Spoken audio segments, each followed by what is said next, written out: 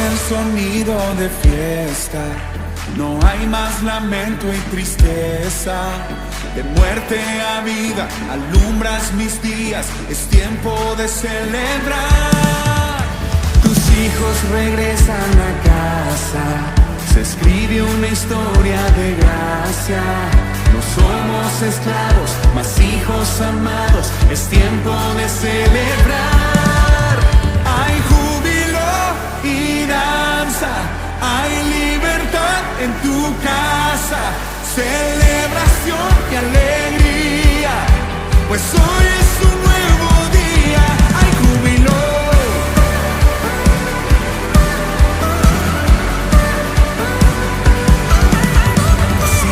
Regresan a casa, se escribe una historia de gracia. No somos esclavos, mas hijos amados. Es tiempo de celebrar. Hay júbilo y danza, hay libertad en tu casa. Celebración, alegría, pues hoy es un nuevo día. Hay júbilo y danza, hay libertad en tu casa. Celebración y alegría, pues hoy es un nuevo día. Hay júbilo. A ver las palmas. Cantamos al pródigo. Ven, ven, ven, abuna al lugar. Ven, ven, ven, déjate amar. Ven, ven, ven, este es tu hogar. Es tiempo de celebrar. Ven, ven, ven, abuna al lugar. Ven, ven, ven, déjate amar. Ven, ven, ven, este es tu hogar. Es tiempo de celebrar. Ven, ven, ven, abuna al lugar.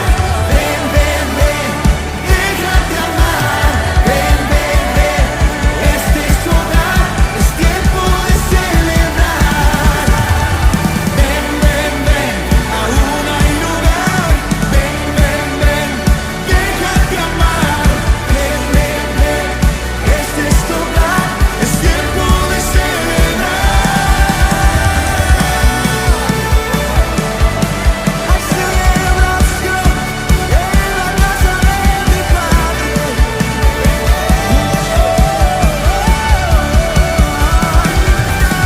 Hay júbilo y danza, hay libertad en tu casa. Celebración y alegría, pues hoy es un nuevo día. Hay júbilo y danza, hay libertad en tu casa. Celebración y alegría, pues hoy es un nuevo día. Hay júbilo.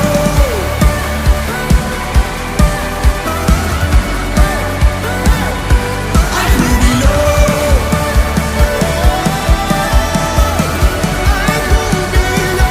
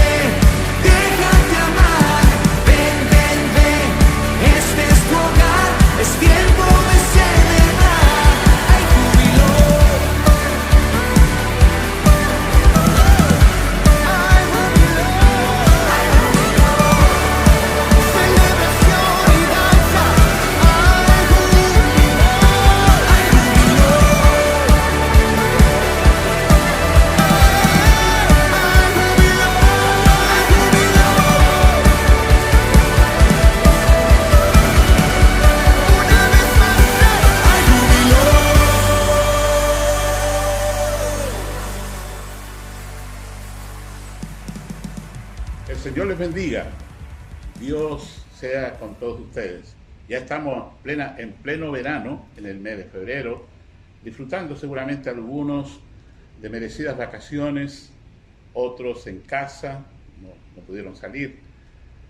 Esperamos que este tiempo sea de renovación de fuerzas, porque sin lugar a duda este año es un año que va a exigir de cada uno de nosotros mucha fuerza, mucho temple, una fuerte confianza y un compromiso con el propósito de Dios. De tal manera que descansemos, recuperemos fuerza, ordenemos nuestra agenda personal, establezcamos propósitos para este año, que sean realmente propósitos que cumplan la voluntad del Señor.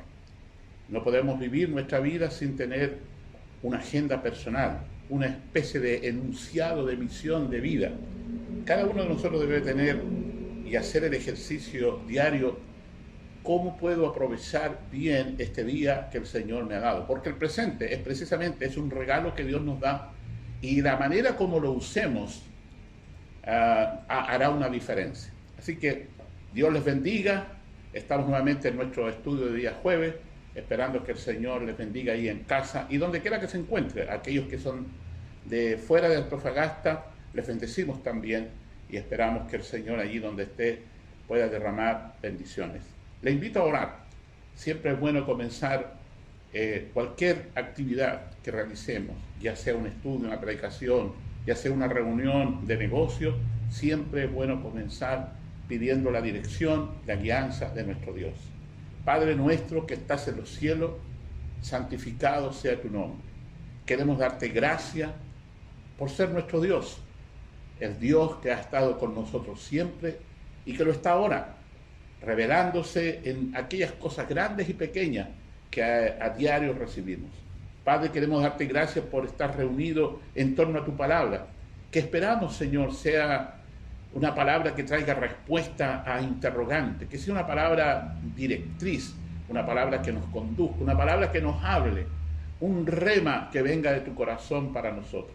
Bendícenos y bendice a cada uno de mis hermanos que está en su casa escuchando tu palabra, que para ellos y para todos, Señor, los que se van a conectar, sea de gran bendición. Pedimos que tu Santo Espíritu, quien es el Maestro por excelencia, nos indique, nos guía a toda la verdad y nos haga y nos dé la capacidad para poner por obra lo que tú nos revelas en este día.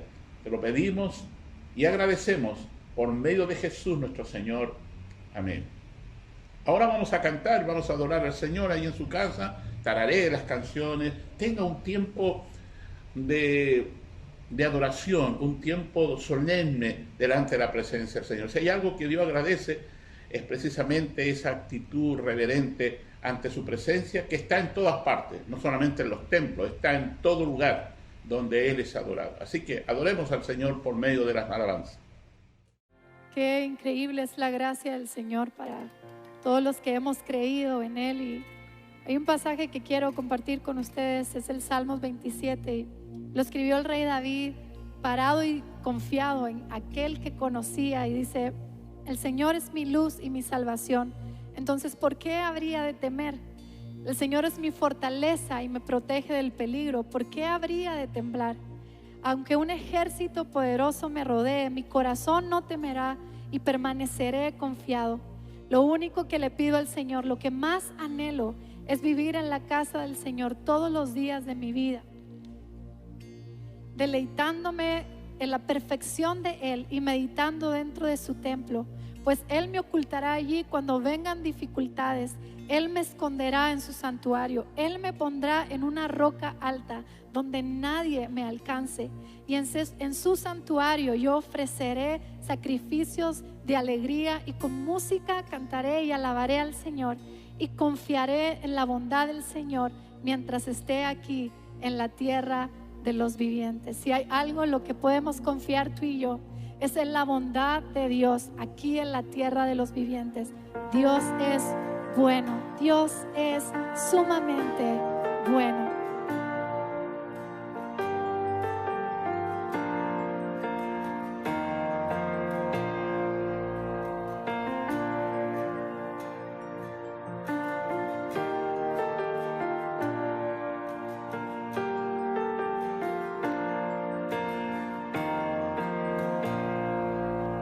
Rey de mi corazón, agua que sacia mi sed, monte al que subiré, oh mi canción. Rey de mi corazón, sombra que me esconderá, rescate en tempestad, oh mi canción. Bueno es Dios, oh, y bueno es Dios, y bueno es Dios, oh, y bueno es Dios. Rey de mi corazón, y viento que llena mi ser, mi ancla firme y fiel, oh mi canción. Rey de mi corazón, y fuego que arde en mi interior, el eco de mi voz, oh mi canción. Bueno es Dios, oh, bueno es Dios, bueno es Dios, oh, bueno es Dios, bueno es Dios, oh, bueno es Dios, bueno es Dios, oh, bueno es Dios.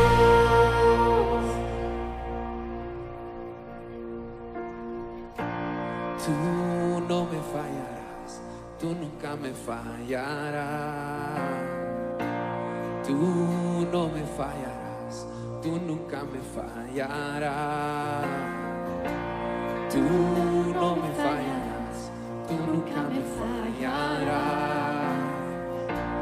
Tú no me fallarás, tú nunca me fallarás.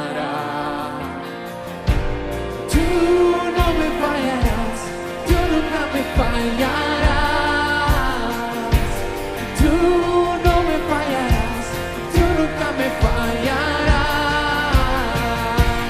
Tú no me fallarás, tú nunca me fallarás. Tú no me fallarás, tú nunca me fallarás. Bueno es Dios, oh, bueno es Dios, bueno es Dios, oh, bueno es Dios, bueno es Dios, oh,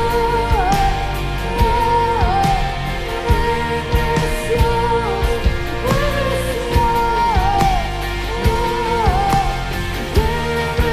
Dios, bueno es Dios. Tú no me fallarás, tú nunca me fallarás. Tú no me fallarás, tú nunca me fallarás. Tú no me fallarás, tú nunca me fallarás.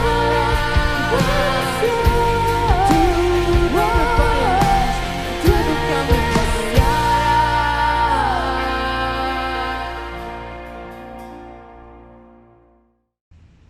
Ok, ya hemos cantado, hemos adorado al Señor. Quiero comenzar este estudio hablando de uno de los grandes problemas del ser humano que tienen que ver con nuestro corazón. El tema de esta conversación, de esta reflexión de hoy y del próximo jueves estarán establecidas o fundadas en este pasaje extraordinario de la Escritura que se encuentra en Ezequiel capítulo 36, versos 26 al 28. El tema de esta noche es: el problema está en el corazón. Miren lo que dice la Escritura, hablando Dios a través de Ezequiel: les daré un corazón nuevo y pondré en ustedes un espíritu nuevo. Les quitaré el corazón de piedra que ahora tienen y les daré un corazón sensible. Pondré en ustedes mi espíritu y haré que cumplan mis estatutos y que obedezcan y pongan en práctica mis preceptos. Y ustedes habitarán en la tierra que les di a sus padres y serán mi pueblo y yo seré su Dios. Qué importante es lo que Dios le dice a este pueblo que está en cautiverio en Babilonia. Es el mismo mensaje que había anticipado Jeremías. Jeremías es el profeta que anticipa o profetiza el cautiverio del pueblo de Dios en Babilonia. Este cautiverio duró 70 años. Y Dios, a través del profeta Jeremías, insistentemente le habló al pueblo de que cambiaran de actitud, que se arrepintieran, que si ellos lo hacían, Dios no iba a ejercer sobre ellos un juicio. A veces podemos llegar a pensar de que Dios es un Dios severo, injusto, demasiado duro con los seres humanos, pero tenemos que entender que los seres humanos no aprendemos, no reaccionamos, no cambiamos de actitud mientras no haya un componente de dolor de por medio. Dios tiene que usar a veces medidas duras, difíciles, para hacer volver al pueblo. Como dice un escritor por allí, Dios te susurra en tus éxitos y te grita en tu dolor. Ya sabemos ya que el pueblo no obedeció, no hizo caso omiso de las advertencias que hacía Jeremías, y definitivamente Jerusalén fue invadida por los caldeos, con Nabucodonosor como uno de los reyes de ese tiempo. Invaden a Jerusalén, se llevan cautivo a lo mejor de la sociedad judía, que eran los jóvenes, personas brillantes, como lo relata Daniel, Mesac, Abednego, todos ellos, Sadrach, Mesac y Abednego, 4 jóvenes de los muchos que fueron llevados cautivos a Babilonia. Bueno, estando en el cautiverio, uno podría llegar a pensar de que el dolor, la cautividad, el pasarlo mal, iba a hacer reaccionar al pueblo, iba a producir en ellos una búsqueda. No fue así. El pueblo parece ser que se endureció más. Empezó a entender de que Dios no tenía interés en ellos. Probablemente era lo que pensaban. Y es lo que pensamos la mayoría de nosotros los seres humanos. Cuando Dios no responde de acuerdo a nuestras peticiones y no nos da lo que nosotros queremos, nosotros empezamos a pensar que Dios no nos quiere, que Dios está enojado con nosotros, que Dios está demasiado distante, que no se escuchan nuestras oraciones, o que simplemente Dios no tiene interés en las cosas que nosotros pedimos. Esa es la estrategia común que Satanás, nuestro enemigo, usa para dudar de los planes y propósitos de Dios. Pero tenemos que aprender que toda experiencia que vivimos en la vida cristiana tiene una lección que debemos aprender. Tenemos que entender que tenemos la prueba y Dios siempre tiene una lección para nosotros a través de ese procedimiento a veces duro, difícil y algunas veces traumático. Entonces Dios levanta a Ezequiel y a través de Ezequiel profetiza, porque aunque Dios sabía que el problema estaba en el corazón, era necesario que el pueblo supiera que el problema estaba en el corazón de ellos. El corazón es el centro de nuestra personalidad, es el lugar donde se producen los pensamientos, las emociones, las decisiones. Es el lugar más importante en el ser humano. De allí salen los buenos y malos pensamientos, las actitudes, las decisiones erróneas o acertadas. Es el corazón. De hecho, el proverbista dice, sobre toda cosa guardada, guarda tu corazón, porque de él mana la vida. Es decir, Dios está insistiendo de que debemos guardar nuestro corazón. Y guardarlo significa no permitir que situaciones o pensamientos tóxicos envenenen el corazón. A veces nos enredamos en cuestionamientos, en argumentos, en palabras que en lugar de bendecirnos, simplemente envenenan nuestra vida. El chisme, el comentario ácido, la descalificación, a veces la crítica destructiva, lo que hacen es envenenar el corazón. Y como el corazón procesa estos pensamientos, esos pensamientos empiezan a determinar nuestras emociones y finalmente determinan nuestras conductas, nuestras decisiones. Por lo tanto, Dios sabía que el único remedio para que el pueblo entendiera y pudiera obedecer sus mandamientos y preceptos era darle un corazón nuevo. Mucha gente se endurece su corazón frente al dolor. Han vivido muchas situaciones difíciles y entonces ponen una coraza, se revisten de una coraza. Han sido lastimados, calumniados, traicionados. Entonces ellos deciden mentalmente, esto nunca más me va a pasar a mí. Y entonces se ponen una coraza que le impide ser dañado por aquellos que supuestamente se van a acercar a ellos, pero que además le impide ser amado y expresar amor. ¿Por qué? Porque se envuelve en una coraza que, si bien es cierto, los protege de ser heridos, también los limita para expresar sus emociones, sentimientos más elocuentes. Entonces Dios decide darle un corazón nuevo, porque entendía que el problema estaba en el corazón. El mismo profeta decía, este pueblo de labios me honra, pero su corazón está lejos de mí. Es decir, tenían una especie de falta de continuidad entre lo que decían y lo que hacían, en lo que pensaban y en lo que realmente hacían. Había una incoherencia. Cuando Dios quiere cambiar a una persona, obviamente lo primero que tiene que hacer es cambiar su corazón. Porque definitivamente, si el corazón no es cambiado, no hay ninguna cosa que nosotros podamos decir, por más buena, hermosa o diríamos elocuente, no va a tener ningún sentido. Un escritor decía que todas aquellas declaraciones o confesiones nacen muertas cuando no van acompañadas de acciones que den cumplimiento a lo que dicen. Ahora, fíjese lo que dice un poeta, Francisco Bernaldés. Dice que lo que el árbol tiene de florido es el resultado de lo que tiene escondido. Lo que en otras palabras él estaba diciendo es que lo que es evidente a los ojos de muchos es el resultado de lo que está escondido. Y él, no él, sino que se establece lo que se conoce como modelo iceberg. Usted ha escuchado de los icebergs y ha visto esos tremendas moles de hielo que se desprenden de los lugares antárticos.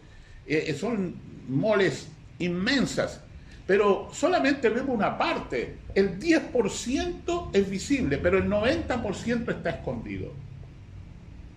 Eso revela de que muchas veces la gente muestra solamente una parte de su vida, una parte de su carácter, de su personalidad, pero lo más importante está sumergido, está escondido, no lo vemos. Entonces, muchas veces nosotros somos impresionados por ese 10% y nos olvidamos de ese 90% que está escondido, pero ese 10% es el resultado de lo que tiene escondido. Y a veces nosotros queremos cambiar ciertas conductas que vemos sin operar en esa parte escondida que todos los seres humanos tienen. Y Dios trabaja en el corazón, en el lugar que no es visible a los humanos, pero que es tan relevante para cambiar nuestras acciones, nuestros pensamientos, nuestra manera de hablar. De tal manera que esto es muy importante. Dios está definitivamente decidido a cambiar al ser humano y comienza precisamente dándole un corazón nuevo. Un corazón que obedezca sus mandamientos y sus preceptos. No va a ser posible si no hay un cambio transformacional en el corazón de esas personas. Por eso Jesús comienza la predicación del Evangelio del Reino con estas palabras: arrepiéntanse. Tienen que arrepentirse y creer al Evangelio. Es decir, cambiar su manera de pensar. Y para cambiar su manera de pensar tiene que haber un cambio en el corazón. Una persona puede de alguna manera dominar algún lenguaje religioso, puede dominar algún lenguaje que sea atractivo a la gente, que le haga a las personas creer que es una persona realmente buena, pero son nuestras acciones, en definitiva, las que van a revelar lo que realmente somos. Jesús, en el Sermón del Monte, decía que por sus frutos, o sea, sus acciones, sus palabras, sus actitudes, vosotros los conoceréis. El árbol se conoce por sus frutos.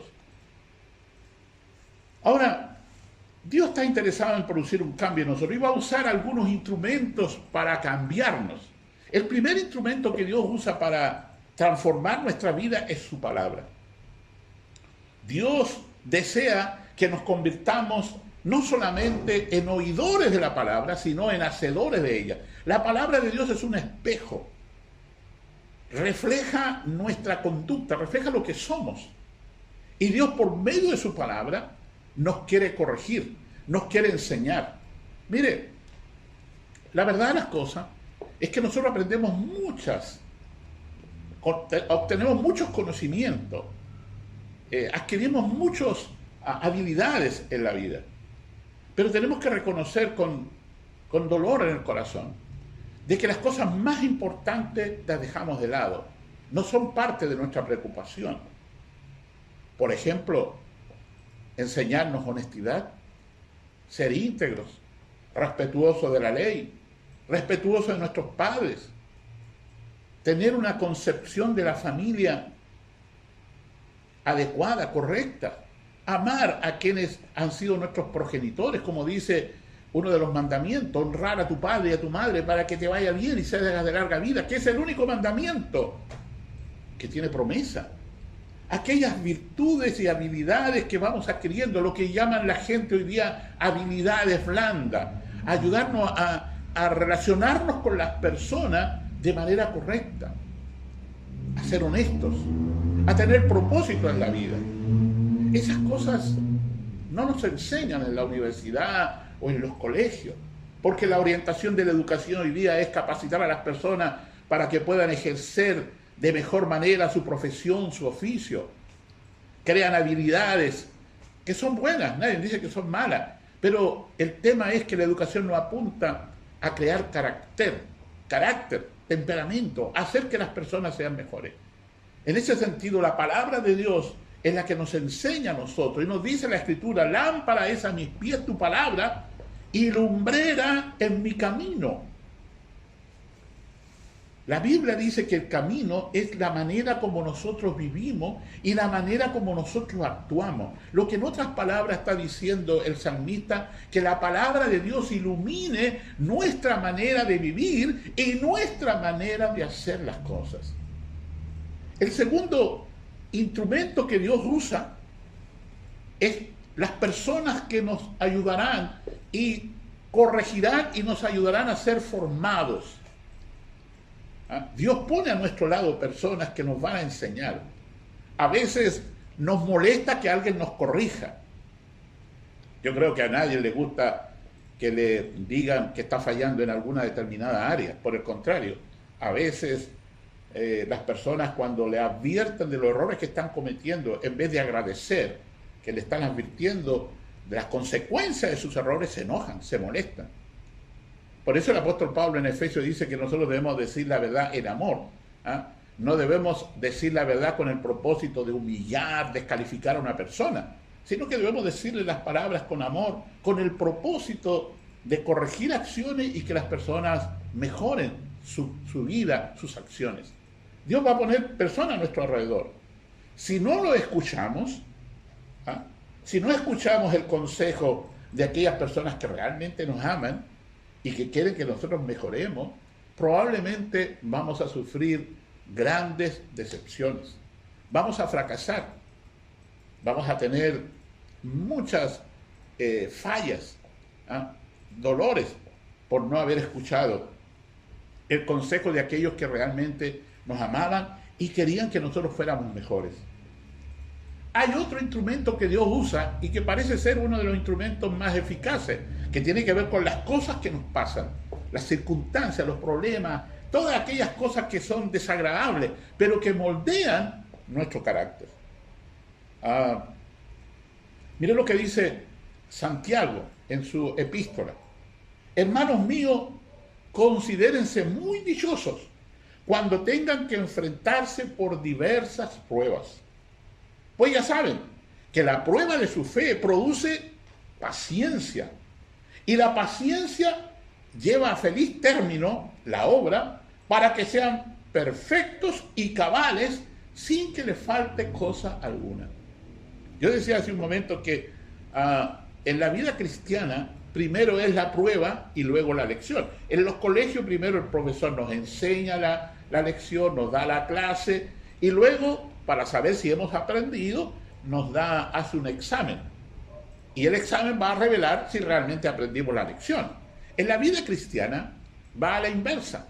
Dios nos prueba y el producto de la prueba sacamos y extraemos la lección que necesitamos para nuestra vida. Hay algunos que después de pasar una prueba difícil, conflictiva, se enojan, se amargan. En vez de pensar, ¿qué puedo aprender de esto? ¿Qué puedo aprender de esta crisis financiera que tengo? ¿Qué puedo aprender de la crisis que estoy viviendo en mi hogar? ¿Qué puedo aprender? En lugar de hacer los cambios que mejoren, muchas veces se enojan, se amargan y obviamente con el tiempo van a cometer los mismos errores. Si uno no cambia lo que está haciendo, lo va a lamentar. Algunos dicen, bueno, yo quiero cambiar. Bueno, cambie. Como dice alguien por ahí, si tú quieres tener una buena cosecha, cambia la semilla. Tenemos que cambiar la semilla para tener una buena cosecha o el fruto que esperamos. Las circunstancias, aquellas cosas que nos pasan, fracasos, fallas, pérdidas, dificultades que enfrentamos, deben hacernos pensar qué voy a aprender después de todo esto, cuál es la lección que debo sacar de lo que me está pasando. Probablemente si usted hace ese análisis o ese ejercicio, le va a ayudar a ser mejor, va a cambiar su carácter. Mire, yo he visitado muchas veces a personas familiares que me han pedido que visite a enfermos en los hospitales, y hace muchos años yo visité a una persona que cuando estaba sano era una persona insoportable. En realidad muy pocas personas lo trataban, inclusive sus propios hijos tenían cierto recelo con él.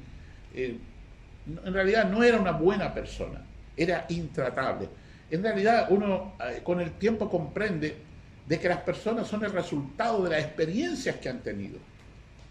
Y son así, y aunque quieran cambiar, muchas veces no lo pueden hacer, porque simplemente el trauma, la herida, la experiencia fue demasiado dolorosa. Y esta persona estaba ahí enferma. El diagnóstico no era de gravedad, pero era un diagnóstico que en realidad lo iba a tener a él un buen tiempo ahí en el hospital, un tratamiento. Las veces que lo fui a ver, ya no era ese hombre orgulloso, prepotente, descalificador, de lenguaje mal hablado. No, era otra persona. Empezó a apreciar el valor de su familia. Empezó a darse cuenta de que sus acciones habían dañado a sus hijos. Entendió que la distancia de sus hijos respecto a él era producto de su conducta. Y entonces empezó a entender que tenía que cambiar si quería recuperar su familia. Tenía tiempo, porque la enfermedad no era de muerte, pero sí era algo que él tenía que cuidar. Yo quiero decirle que los dolores, las tristezas, deben hacernos examinar y poner en su correcta perspectiva las cosas que realmente valen.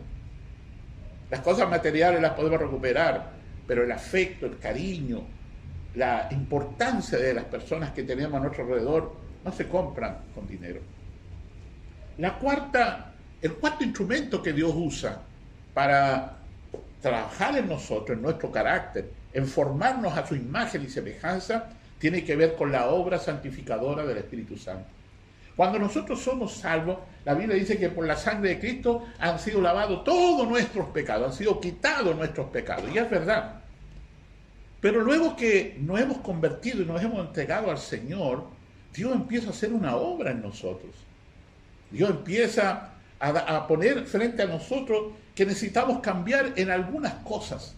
Para eso el Espíritu Santo está allí, para darnos la capacidad de hacer aquello que queremos. Porque Dios produce en nosotros el querer como el hacer por su buena voluntad. Yo escuché hace muchos años, y lo he contado en varias ocasiones, este cuento, esta parábola que narra C.S. Lewis en uno de sus libros. Y él dice y compara esto con una persona que tiene que hacer un arreglo en su casa, en el baño de su casa. Ha decidido hacer unos arreglos que le den mayor comodidad. Entonces contrata a un maestro. El maestro viene, ve el baño y el dueño de casa le dice, mire, yo le dejo a su criterio, porque usted es el que sabe, que usted haga los arreglos que considere en el baño. Y entonces el caballero se va y deja a este maestro allí. A los pocos días él vuelve a casa para ver los arreglos que estaba haciendo este maestro y descubre que el maestro ha cambiado un ventanal que tenía en el living, cambió una puerta que daba a la cocina y está haciendo transformaciones. Entonces le dice, a ver, yo le pedí que usted me arreglara el baño, no quisiera transformaciones aquí en la casa. Bueno, C.S. Lewis toma eso para darnos a entender que la casa es nuestra vida. Y a veces nosotros nos fijamos en algún detalle que podría ser el arreglo del baño. Digamos, si yo arreglo el baño o arreglo esta parte de mi vida, yo voy a mejorar. Pero Dios no está en el negocio de arreglar algunas cosas en tu vida. Dios está en el negocio de transformar tu vida. Y la razón por la que Dios quiere transformar definitivamente tu vida, que es tu casa, es porque Él ha decidido venir a vivir en esa casa. Entonces nuestra vida es transformada para que sea el lugar apropiado para que Dios viva y sea el exclusivo residente en tu vida.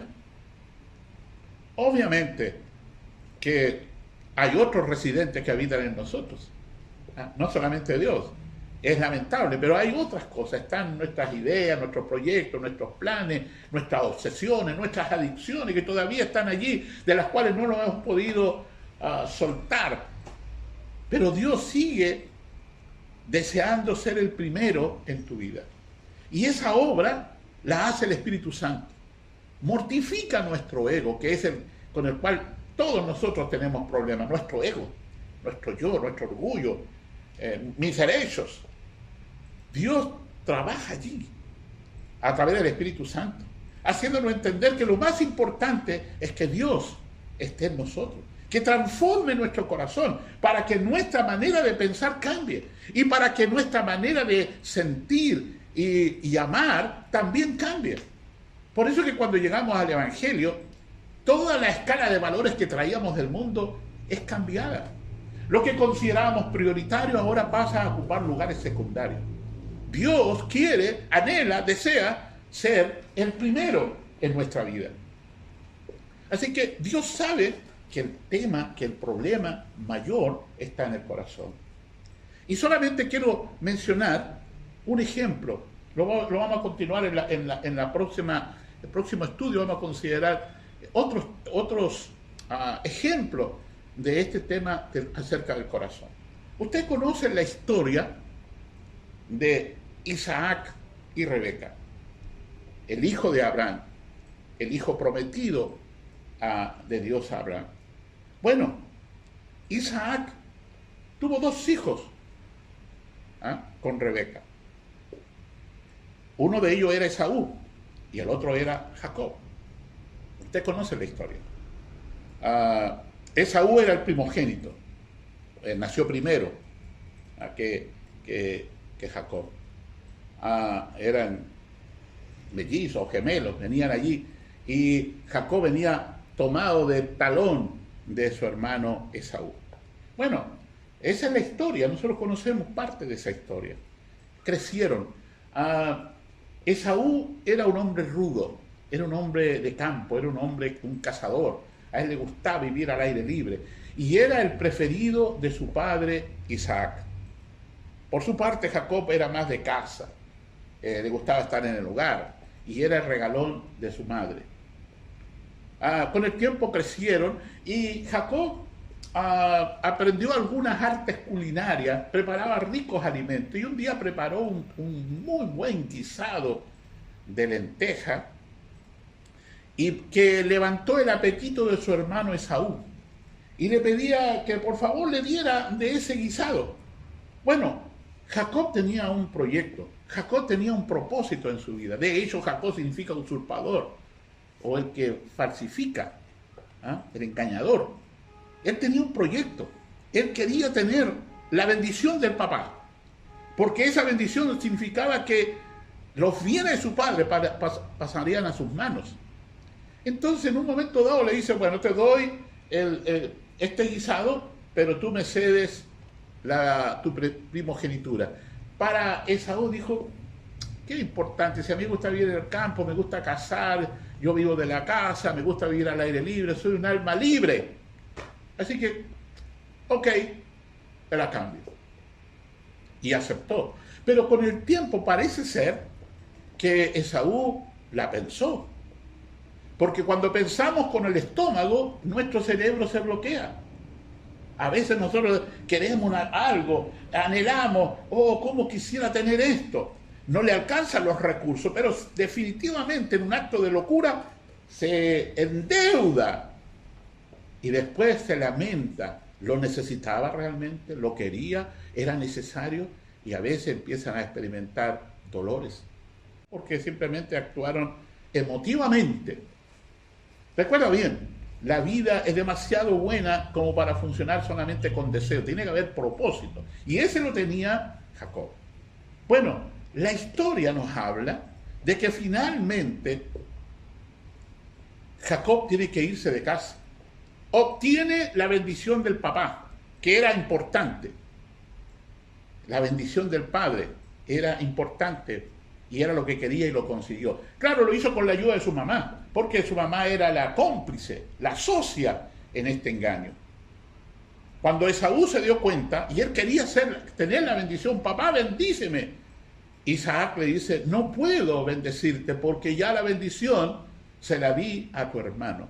Esto produjo un tremendo rencor, odio en el corazón de Esaú, a tal punto que las relaciones en familia ya no podían seguir siendo las mismas. Por consejo de su mamá, Jacob tuvo que huir. Y Esaú guardó un odio tan grande en su corazón que lo único que deseaba era matar a su hermano. ¿Cómo llegó a pasar esto?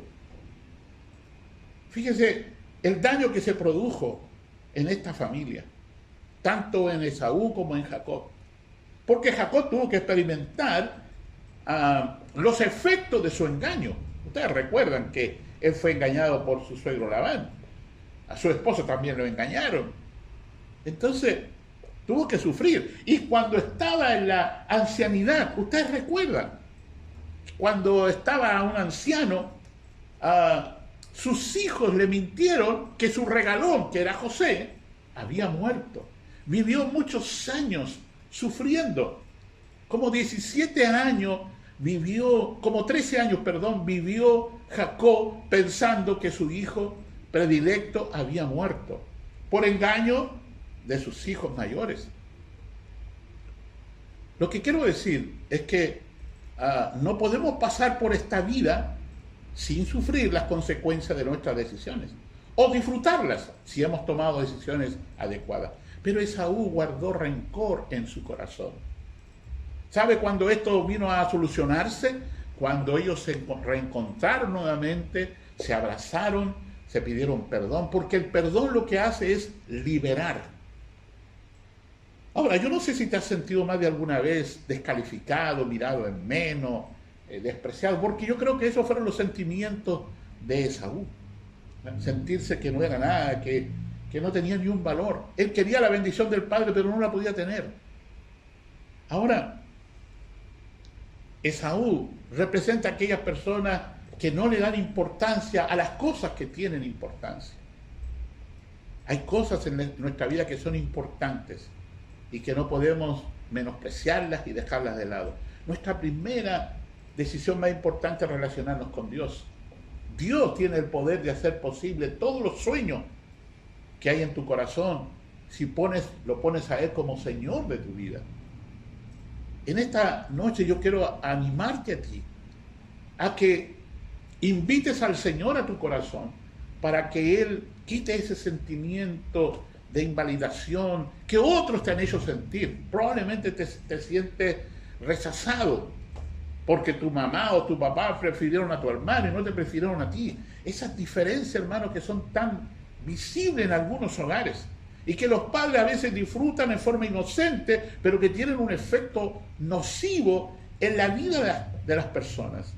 A veces el papá le dice al hijo, ¿a quién quiere más? ¿A mí o a su mamá? El niño está ahí entre decir si la mamá o el papá. Y por último dice, a usted, papá. Y viste, le dice el papá a la mamá, viste que me quiere más a mí. Y la mamá toma a la niñita y dice, ¿a quién quiere más? ¿A mí o a su papá? Y la niñita dice, a usted, mamá. Y entonces parece que los hijos son verdaderos trofeos de guerra. Y cuando hay discusiones y conflictos familiares, los hijos empiezan a ponerse del lado de uno de los cónyuges. Finalmente, cuando se separan los padres, uno parte con un niño para allá, la esposa parte con otra hija para allá, y la familia se disgrega. Lo que parecía un ejercicio inocente se convierte en un factor de tragedia. Es lo que pasó con Esaú. Esaú se sentía descalificado, ninguneado, invalidado, como muchas personas. Un consejo más antes de terminar. Tú que saliste de casa porque ya creciste, te convertiste en un profesional, o simplemente decidiste irte de casa porque no te gustaban las reglas de la casa. Tu papá era demasiado exigente, tu mamá también, entonces decidiste formar tu vida, hacer tu vida. Te fuiste de casa. No te fuiste peleado con tu mamá y tu papá, pero simplemente te fuiste de casa. Y aquellos que se fueron de buena manera, solamente llamar la atención en este punto. ¿Fuiste bendecido por tu padre? ¿Te dieron la bendición patriarcal? ¿Pusieron sus manos sobre ti y te bendijeron? Porque esa bendición que daban los padres como autoridad delegada de Dios en los hogares hace una gran diferencia en la vida de las personas.